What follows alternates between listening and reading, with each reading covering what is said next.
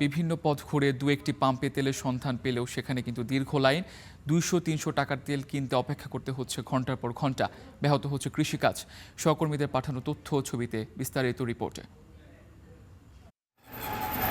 জয়পুরহাট বগুড়া সড়কের পাশে উদয়ন ফিলিং স্টেশনের চিত্র এটি। জ্বালানি তেল নিতে প্রায় আধা কিলোমিটার দীর্ঘ মোটরসাইকেলের সারি।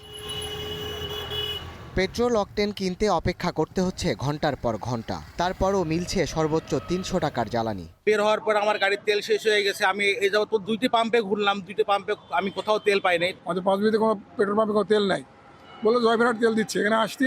এখানে আসে দেখি বন্ধ। খুলনাতেও জ্বালানি তেলের তীব্র সংকট। তেলের অভাবে বেশিরভাগ সময় বন্ধ থাকছে ফিলিং স্টেশন।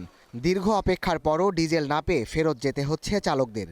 তেল সরবরাহ স্বাভাবিক রাখতে বিজিবি মোতায়েনের কথা থাকলেও এই বাহিনীর সদস্যদের দেখা মেলেনি।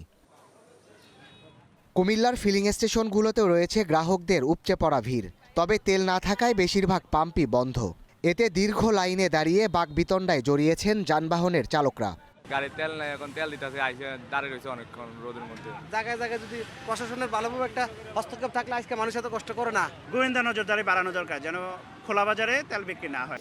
জ্বালানি তেল সংকটে বন্ধ জামালপুরের বেশিরভাগ ফিলিং স্টেশন। সরবরাহ স্বাভাবিক রাখতে ট্যাগ অফিসার নিয়োগ হলেও পাম্পগুলোতে দেখা মেলেনি তাদের। পাওয়া যায়নি তেলের মজুদ ও সরবরাহের তালিকা। একই চিত্র বাগেরহাটের ফিলিং স্টেশনগুলোর।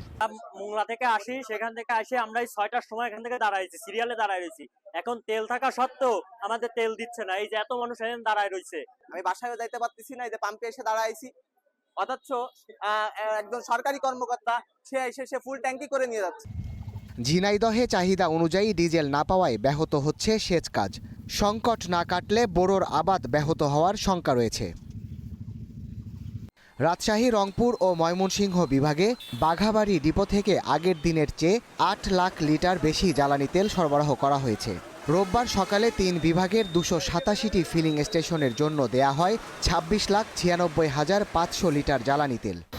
চাঁদপুরে 5 দিন পর 2-1টি পাম্পে শুরু হয়েছে অকটেন সরবরাহ। বিভিন্ন ফিলিং স্টেশনে অভিযান চালিয়েছে ভ্রাম্যমাণ আদালত। Sadat Shahed, star news.